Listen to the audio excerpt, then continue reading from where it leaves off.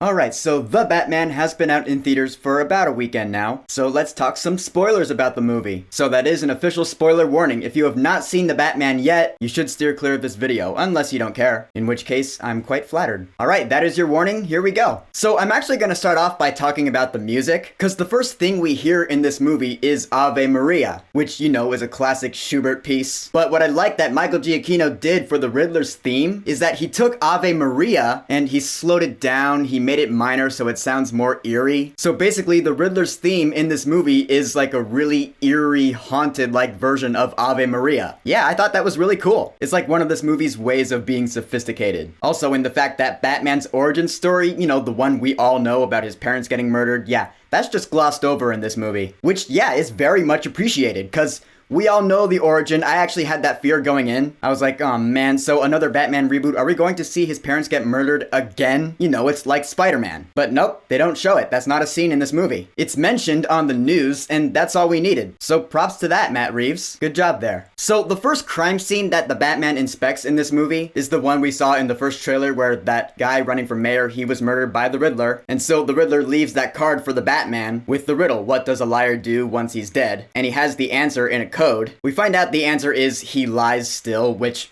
that's just genius wordplay in my opinion. What does a liar do once he's dead? He lies still. You know, it's a pun. I love it. But that whole alphabet that the Riddler has, you know, throwing back to Zodiac, and in fact, most of the riddles in this movie, Batman solves them within like 1 minute. That did honestly kind of bum me out. It made it feel like the riddles were just really easy to solve. Ah, well. Although I did like the thumb drive bit. That to me was the funniest part of the movie. When Batman and Gordon are down there in that garage, and they find that Mitchell guy's severed thumb attached to a flash drive, he's like, thumb drive. I was like, oh my god. That was hilarious. I cracked up like twice at that joke. Let's talk about Catwoman for a second, because like I said, I really liked her in this movie. I like the fact that that Annika girl was actually her girlfriend. Zoe Kravitz actually said that she played Catwoman as bisexual, so that's cool. But also, the scene where she's fighting against Batman when she's trying to unlock that safe, that was actually a really good fight scene, just choreography-wise. And when Batman gets up and does the cape thing, right there is the moment where I was finally like, alright, I'm convinced that's Batman. Cause that right there is such a Batman thing. With the cape, I was like, alright, yeah, that's him. That was just such a sweet moment. But Selina Kyle has connections to this whole Riddler case, so Batman recruits her to help him. And I love the fact that during this scene where he does recruit her, we see on TV, I think it's the police commissioner at the time, Pete Savage. The Riddler has him, and he has him in this whole, like, trap that reminds me of something out of Saw. Now, I haven't seen any of the Saw movies, but I know enough to be like, alright, yeah, that looks like something Jigsaw would put together. It looked really gross, too. I mean, this whole glass trap thing with the rats, ugh. Yeah, no thanks. And also, while I'm at it, the fact that Riddler is a live streamer, yeah, he posts videos on the internet of him streaming, it looks like TikTok or something. And he's like, hey guys, thanks for the likes and comments. I mean, there is something to be said for today's age of social media. I don't want to get too deep into it, but that whole aspect of Riddler's character does make this movie feel like a Batman movie for this generation. Because, I mean, if this movie had come out 20 years ago, then that whole social media thing wouldn't be a part of it, you know? So it kind of modernizes this Batman movie. It gives it a timestamp. I'm not saying that's a good or bad thing, I'm just observing. Let's talk about that funeral scene, because that was some intense shit. Because we have Gil Coulson with a bomb around his neck. Yes, Gil Coulson. Not Phil Coulson. Different guy, different universe entirely. And so when the Riddler calls the phone and Batman's talking with him and Gil Coulson is there and he's freaked out of his mind and the Riddler's giving them riddles to solve, again, that's another scene where Batman just solves the riddles in like 10 seconds. But actually, I get it this time around because there's a time limit. And I love the fact that this actually does not end up with Batman saving the guy's life. Because he's like, alright, who was the rat who busted Salvatore Maroni in his drug bust? And Gil Coulson actually takes it to his grave. He doesn't rat the guy out. He's like, nope, I'd rather die than reveal who the rat is. And so he blows up. That did seriously surprise me. I was like, ooh, okay, that's dark. For one of the few scenes in this movie that takes place during the daytime, that was quite the dark scene, thematically speaking. And so then the cops are interrogating Batman, or at least they're trying to, because they're like, oh, he was involved with the Riddler's thing, the guy blew up, it's Batman's fault. And this is where, like I said, when all the other cops doubt Batman, Jim Gordon is the one where he's like, nope, Batman's in the right. And so I love the scene, this is really funny too, where Jim Gordon's like, alright guys, just give me 2 seconds with him. And so he and Batman are the only ones in the room and he whispers, he's like, we gotta get you out of here, and you gotta punch me in the face. I was like, what? Yeah, that was really funny. And so, sure enough, Batman clocks Jim Gordon across the jaw, and he gets out of there. I was like, damn, look at Jim Gordon taking the hit for Batman. That's loyalty right there. Fast forwarding to that awesome car chase scene, when they get the Penguin, they have him pinned up against the wall, and they're like, all right, you're the rat. And Penguin's like, what are you talking about? Take it easy, sweetheart, I'm walking here. You make fun of the way I talk. And again, another funny moment right here where they're like, you are el rata alada, the rat with wings. But Penguin actually corrects them on their Spanish. El would not be correct, grammatically speaking. It would be la rata alada. So Riddler actually hid a clue in that message. It's URL, rata alada. URL as in a website code. A URL. I actually just figured that out putting my notes together for this video. I was like, oh my god, more wordplay. That is genius. URL rataalada.com. Which, yeah, that is a real website that we can go to right now. It's been up for months, you know, it was part of their whole marketing campaign. And actually, there's a link to it after the credits of this movie, which they got something coming. I don't know what it is yet, they haven't revealed it. But yeah, I'm totally curious. And we find out that the Riddler's next target is Bruce Wayne. So he sends a letter bomb to Wayne Tower. Alfred opens it up and boom! Yeah, Alfred gets himself blown up. I actually thought, like everyone else did, that Alfred was dead here. And honestly, I was like, alright, that's an interesting change for a Batman movie. Never seen that before. I was gonna give some props. But no, it turns out he's fine. Which I don't get. How do you survive getting blown up like that? I don't know. But this scene where Bruce Wayne visits Alfred at the hospital is where we get some pretty big revelation. Actually, there's a lot of big revelation towards the end of this movie. Starting with the fact that, alright, this is not explained in this scene. This is actually beforehand. When he's talking to Catwoman, Catwoman reveals that Carmine Falcone, who's actually in this movie, he's played by John Turturro. Yeah, he's Catwoman's father. That's a twist. That's very twisty. Which, after I saw this movie for the first time, I was with a bunch of friends, and one of them was like, oh yeah, that's right out of The Long Halloween. I was like, oh, that's cool, so yeah, they're taking inspiration from that. So yeah, Carmine Falcone is Catwoman's father in this Batverse. But we also learn the truth behind why Bruce Wayne's parents were murdered. And this is where the plot gets kind of convoluted, in my opinion. I mean, not that that's a bad thing, the Dark Knight trilogy is pretty convoluted. I'm just saying. But okay, Carmine Falcone killed a journalist. The journalist had dirty secrets on Martha Wayne, because it's revealed that, yeah, Martha Wayne had some mental issues. So that journalist was going to reveal that to the public, so Thomas Wayne hired Carmine Falcone to kill that journalist, but soon after that happened, Thomas Wayne realized that he'd made a mistake, and he regretted that. He's like, no, my family should have nothing to be ashamed of. I guess he never wanted Carmine Falcone to actually kill that journalist, so Wayne was gonna have Falcone arrested. What a saint. And so, to prevent Thomas Wayne from ratting him out to the police, Carmine Falcone has the Waynes killed. That's actually pretty interesting, because usually, you know, in most Batman lore, the Waynes are killed by just a desperate criminal with a gun. In this Batverse that they're seemingly building, there's actually more to the story than that.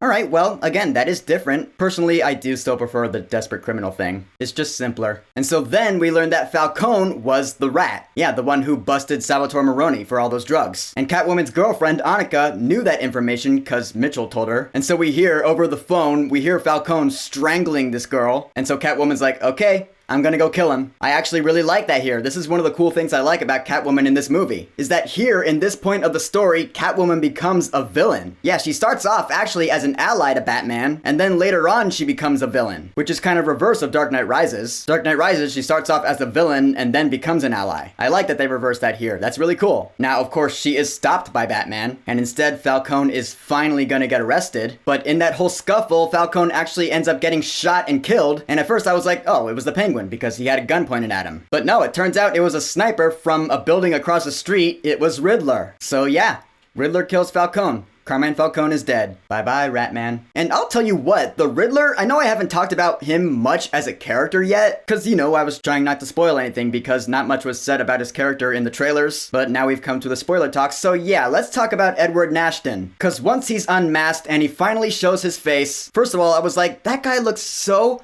harmless. Like, he's smiling, he's got that bowl cut and the nerd glasses. Like, if I didn't know any better, just at face value, I would assume he's like a kindergarten school teacher or something. But it turns out this guy's actually out of his mind. Yeah, this guy's crazy. Like the scene in the prison once he gets arrested, where he's talking with Batman and he just unloads, just, no!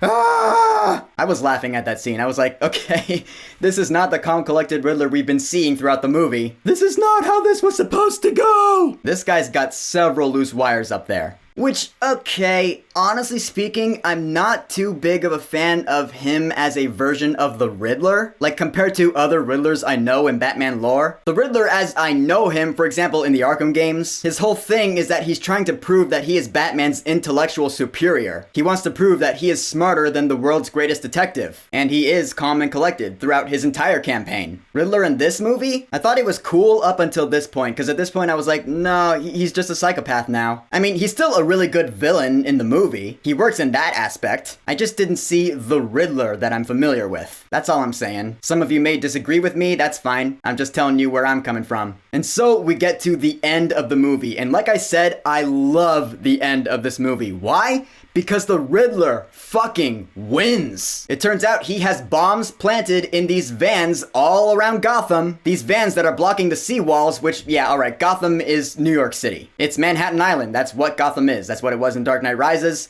And that's what it is here. And so these vans blocking the seawalls, they all blow up, and Gotham gets flooded. Like, this is no dream sequence. This actually happens. Riddler's plan comes to fruition, and the streets of Gotham are just completely flooded. As Batman narrates at the end of this movie, the city is underwater. I was like, holy shit. Riddler won. The bombs weren't stopped. The city is flooded. It's gone further to shit than it already was. That's awesome. Because if we look at Dark Knight Rises, right? Bane wins halfway through the movie. Then Batman comes back and stops him, which that was great and that worked because that was the conclusion of the trilogy. But here, I imagine this is the first movie of a new trilogy. So let's start off by ending with the villain winning. That's what I love about this ending here is that it doesn't feel like the story's been resolved yet. Gotham City is no safer than it was at the beginning of this movie. In fact, it's less safe now that there's water everywhere. Batman's like, well, great. That's what I get for trying. Yeah, way to go, buddy. And so the movie ends on this hopeful note of renewal. We can rebuild this city. There is still hope. Batman's still alive. Yeah, sure, the villain won, but the city, it's not like the city's been wiped out or anything. It's still standing. All the buildings are still up. So we can fix this problem, and Batman's gonna do it. Although he won't have any help from Selina Kyle. Yeah, she leaves. She's like, I'm out of here. Maybe I'll go to Bloodhaven. Which is why I was like, all right, I wouldn't mind seeing a series revolving around her. Because I'm curious as to where she goes, what she does after the events of this movie. Because again, I really liked her as a character. She's one of my favorites in this movie. So yeah, I want to see more of her. Whether she comes back for the next Batman movie or she has her own series, I just want to see her more. And of course, finally, I have to talk about the surprise cameo at the end. We see Riddler, he's rotting in prison, and we hear this voice. And he's like, hey, don't beat yourself up. You did good out there. Riddle me this. The less of them you have, the more one is worth. To which the Riddler eagerly answers, a friend. And then they both start laughing, and yeah, they sound like hyenas in these prison cells. To which you're like, oh shit, here we go again. Yeah, Matt Reeves actually came out and confirmed that that unseen Arkham prisoner is none other than the clown prince of crime himself, the Joker, played here by Barry Keoghan, who we recently saw in Eternals. He was Druig. And yeah, I'm pretty much with everyone else in saying we don't need another Joker so soon. Because again, when it comes to the Joker, we've peaked. And then 11 years later, we peaked again. We don't need another Joker. I mean, I get it. He's a realistic villain. He doesn't have any superpowers. In this Batverse, which I assume is going to be grounded in reality like the Nolan trilogy was, when it comes to villain, you only have a few to select from. Yeah, Riddler, Penguin, Joker, makes sense because they don't have any superpowers. So I don't know, in the next movie you could go with Hugo Strange or something. Now granted, Matt Reeves did say that Joker won't necessarily show up in the next Batman movie. There are some other spin-off series planned for this Batverse. There's going to be one revolving around the Gotham Police Department, there's going to be one revolving around the Penguin, and there's also going to be one that revolves around Arkham Asylum. Now that one, I'm like, ooh, that could be cool. So maybe, here's my theory, maybe the Joker will be in that Arkham show. Maybe he'll be like a main character in there. I honestly think that would be pretty cool. Because I actually really like the casting of Barry Keoghan as the Joker. I think that's pretty good casting. So I guess we'll see where it goes. So in conclusion, The Batman, like I said, it's a solid Batman movie. I personally don't think it's better than any of Nolan's movies, but it's still a pretty kick-ass movie with some awesome action scenes, and I'm looking forward to seeing where this Batverse goes from here. Should be exciting. So, The Batman or the Nolan trilogy? Which one's better? I know it might not be fair to compare one movie to three, but whatever, I'm going with it. So whichever one you think is better, go ahead and tell me in a comment. And of course, thank you for subscribing. Now, if you'll excuse me, I'm gonna head back to Batman Arkham Asylum. Yeah, of course this movie has inspired me to re-experience the greatest Batman story ever told. So I'm gonna go do that again. Peace!